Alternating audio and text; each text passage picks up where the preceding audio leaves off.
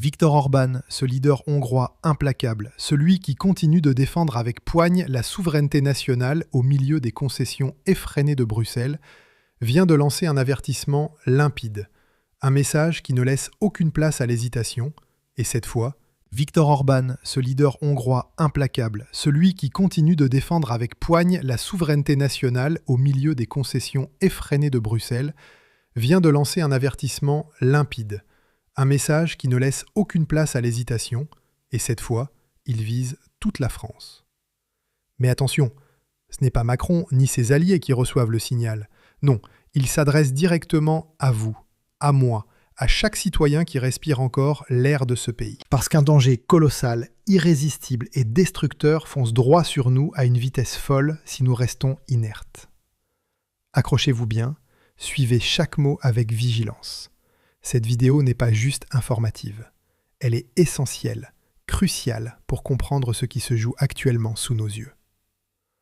Orban le dit et le répète depuis des années avec une constance qui force le respect. L'Europe ne tombe pas à cause d'ennemis extérieurs, d'invasions barbares ou d'une crise économique passagère. Non, l'Europe tombe de l'intérieur. Quand ces peuples oublient qui ils sont, quand ils perdent le fil de leur histoire, de leurs traditions et de leurs valeurs fondamentales.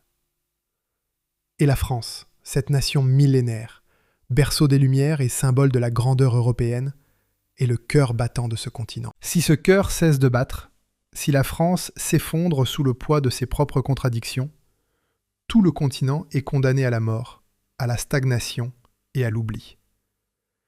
Et c'est exactement ce qui se passe en ce moment sous nos yeux, dans les rues de Paris, dans les couloirs du pouvoir, et dans les cœurs des Français qui sentent confusément que quelque chose cloche profondément. Regardez cela et ouvrez grand les yeux. À Paris, une pasteur, oui, une pasteur, comme ils disent pour souligner leur modernité supposée, a osé marier 4 hommes en même temps dans une cérémonie qui défie non seulement la loi, mais aussi le bon sens et les fondements mêmes de notre société. Pas en cachette dans une cave obscure, non, bien au contraire, fièrement, publiquement, avec des photos et des vidéos célébrées sur Instagram comme un soi-disant progrès, un triomphe de la diversité et de la tolérance. Elle se présente comme féministe, queer-friendly, antiraciste, et elle remplace la foi authentique, celle qui unit les âmes depuis des siècles, par un activisme politique bruyant et vide de sens spirituel. L'Église officielle n'a même pas voulu enregistrer cet acte aberrant, car c'est légalement impossible, contraire à toutes les normes établies. Mais elle persiste et signe, affirmant haut et fort que c'était un vrai mariage devant Dieu, comme si elle pouvait réécrire les Écritures à sa sauce idéologique. Pour Orban, ce n'est pas un cas isolé amusant, une anecdote excentrique à balayer d'un revers de main.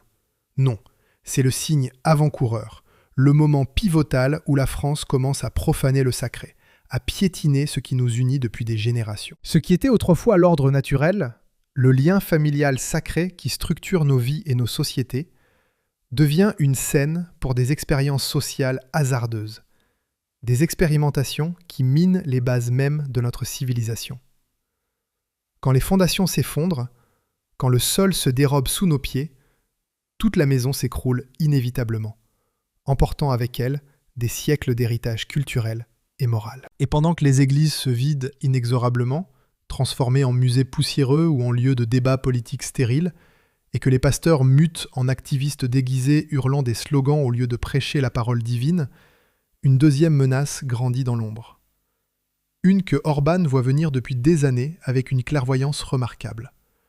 La violence politique venue de la gauche radicale. Cette violence ne se contente plus de mots, mais passe aux actes. Orban a personnellement averti Marine Le Pen avec une gravité qui ne trompe pas lors de leur rencontre discrète. Attention, la gauche française n'est pas seulement bruyante et omniprésente dans les médias, elle est prête à détruire physiquement ses adversaires, à les traquer, à les intimider, à les blesser pour imposer son agenda. Et il avait raison, comme toujours. Prenez l'affaire Maïté, cette militante d'extrême gauche qui est maintenant jugée à Budapest pour des actes qui frisent le terrorisme. En 2023, ces militants fanatisés ont attaqué des gens innocents en Hongrie, juste parce qu'ils avaient l'air différents, parce qu'ils ne correspondaient pas à leur vision étroite du monde. Pas seulement des manifestants lors d'un rassemblement, non, des citoyens ordinaires en pleine rue. Une chasse ciblée, organisée comme une meute enragée. En Hongrie, on appelle ça du terrorisme pur et simple, et on le traite comme tel, avec la fermeté requise. Mais en France, Maïté est minimisée, presque glorifiée par les médias mainstream et les politiciens verts, présentée comme une activiste passionnée, comme si c'était juste un peu de protestation juvénile, un excès de zèle inoffensif. Orbán connaît cette phase par cœur. Il l'a vue et vécue dans les années 90 en Hongrie, quand le chaos post-communiste menaçait de tout emporter. Cela ne mène jamais au dialogue constructif, à la réconciliation ou au compromis. Non, cela mène inexorablement à la peur généralisée, à la division profonde et ultimement à la guerre civile où les rues deviennent des champs de bataille et les voisins des ennemis. Et pendant que les voyous de gauche se baladent librement, protégés par une justice complaisante et une presse partisane, pendant que les églises sont profanées et transformées en arènes idéologiques, le gouvernement parisien nous enfonce plus profondément dans une guerre que personne ne voulait. Une guerre en Ukraine qui draine nos ressources, nos énergies et notre avenir. Les prix explosent partout. L'essence, l'électricité, la nourriture, tout ce qui fait le quotidien des Français ordinaires. La classe moyenne, ce pilier de notre société, est écrasée sous les taxes, les réglementations et l'inflation galopante, réduite à survivre plutôt qu'à prospérer. Nos enfants n'ont plus d'avenir clair. Des écoles dégradées, des emplois précaires, une dette nationale qui les condamne avant même qu'ils ne commencent leur vie adulte. Un continent en guerre ne peut pas construire d'avenir solide. Il l'use, le grignote jour après jour, jusqu'à ce qu'il ne reste que des ruines. Et qui porte le fardeau de tout cela ? Pas les dirigeants dans leur villa officielle protégée par des gardes du corps et des privilèges exorbitants. Non, c'est toi, ta famille, tes voisins, les Français lambda qui triment pour un système qui les trahit. Orbán nous appelle à l'action avec une voix forte et résonnante. Un peuple qui perd ses églises perd plus que des bâtiments de pierre. Il perd son ancrage spirituel, son sens du sacré qui donne un but à l'existence. Un peuple qui abandonne ses familles perd plus que des structures sociales. Il perd le tissu même de sa cohésion, le lien intergénérationnel qui transmet les valeurs. Un peuple qui tolère la violence et n'ose plus défendre la paix perd son avenir, condamnant les générations futures à un chaos permanent. La France doit se souvenir de qui elle est, non comme une simple forme administrative sur une carte, mais comme une âme vivante, une nation fière de son histoire, de Jeanne d'Arc à De Gaulle. Une nation qui refuse de se dissoudre dans un melting pot imposé. Et précisément maintenant, alors que les signes s'accumulent, Paris construit un nouveau mur invisible, mais tout aussi oppressant. Pas en béton armé comme celui de Berlin autrefois, mais en censure omniprésente, en surveillance numérique intrusive et en répression d'État qui étouffe toute voix dissidente. J.D. Vance, ce vice-président américain clairvoyant, l'a dit haut et fort lors d'un discours retentissant aux USA. Le mur de Berlin est de retour, mais cette fois, ce sont les élites au pouvoir qui le construisent brique par brique pour protéger leur domination. Le Rassemblement national, démocratiquement élu avec près de 28% des voix comme deuxième force politique du pays, avec des dizaines de députés à l'Assemblée nationale, est classé comme extrême droite par les services de renseignement et traqué comme une menace existentielle. Surveillance téléphonique généralisée, infiltration dans les réunions, espions au siège du parti, ce sont des méthodes dignes de la Stasi, cette police secrète est-allemande qui terrorisait les citoyens au nom de l'idéologie. Le Quai d'Orsay, notre ministère des Affaires étrangères, se vante publiquement face aux représentants américains. Cette fois, on arrête l'extrémisme à temps. Comme si l'histoire n'avait rien appris. Ironie historique pure, tragique et révoltante. Orbán a averti Marine Le Pen exactement de cela lors de leurs échanges confidentiels. D'abord diffamée dans les médias, ensuite criminalisée par des enquêtes bidons, ensuite interdite purement et simplement. Et maintenant, cela se passe en direct sous nos yeux, avec des lois sur la haine en ligne qui musellent la liberté d'expression, des perquisitions arbitraires et des procès politiques qui rappellent les heures sombres.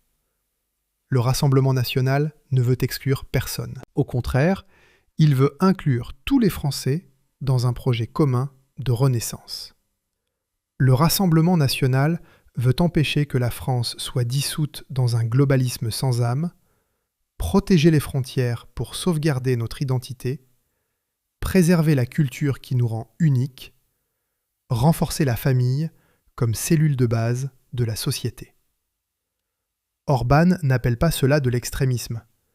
Il appelle cela la légitime autodéfense d'une nation qui refuse de disparaître. Orbán a averti mot pour mot en substance lors d'une conversation privée « Fais attention à toi, on sait tous comment est la gauche en France, prête à tout pour garder le pouvoir ».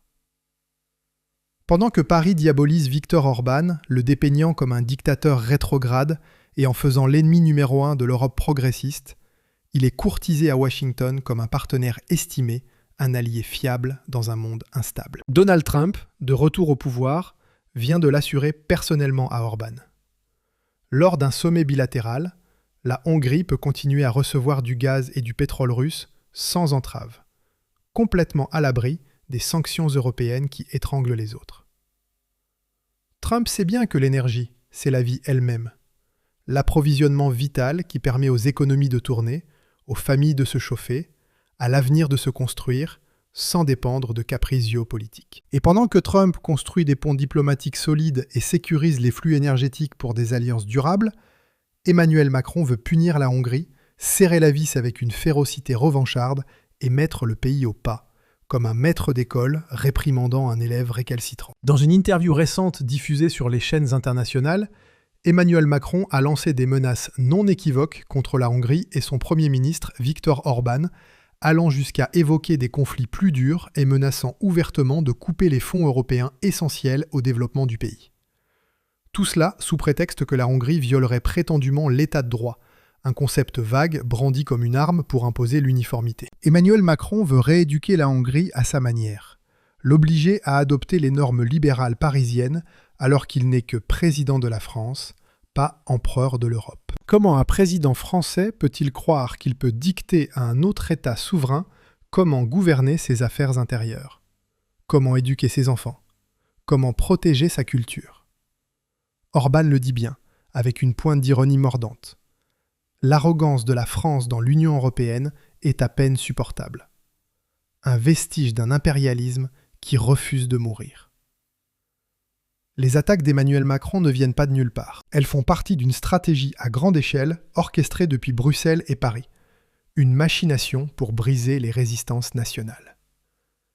Il parle d'unité européenne et de compétitivité économique comme des mantras sacrés. Mais en vérité, il s'agit de forcer des pays comme la Hongrie et la Slovaquie, qui osent résister à l'uniformité bruxelloise, à plier le genou, à renoncer à leur indépendance au nom d'un fédéralisme rampant. Sa soi-disant coalition des volontaires n'est rien d'autre qu'un plan perfide, une alliance des puissants pour écarter les nations récalcitrantes, les marginaliser et les faire taire par tous les moyens, y compris financiers et judiciaires. Et c'est précisément là que Viktor Orbán fait obstacle. Cet homme qui défend la souveraineté de la Hongrie avec une détermination inflexible, un rempart contre les vents de la globalisation déracinée. Et c'est exactement pour cela qu'Ursula von der Leyen, cette présidente de la Commission européenne, évite Orbán comme la peste, le voyant comme une menace à son projet d'Europe unifiée sous sa botte.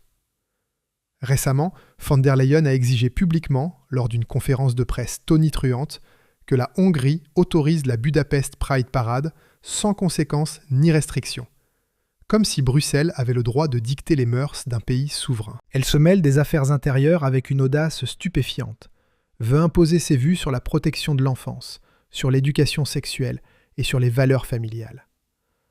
Von der Leyen a déclaré « Je suis toujours à vos côtés ». Mais à côté de qui exactement? Des militants LGBTQ+, ou des familles hongroises traditionnelles? La Hongrie répond fermement « Non ». Notre culture, nos valeurs, la protection de nos enfants contre toute forme d'idéologie intrusive, c'est nous qui décidons à Budapest, pas à Bruxelles, ni à Strasbourg.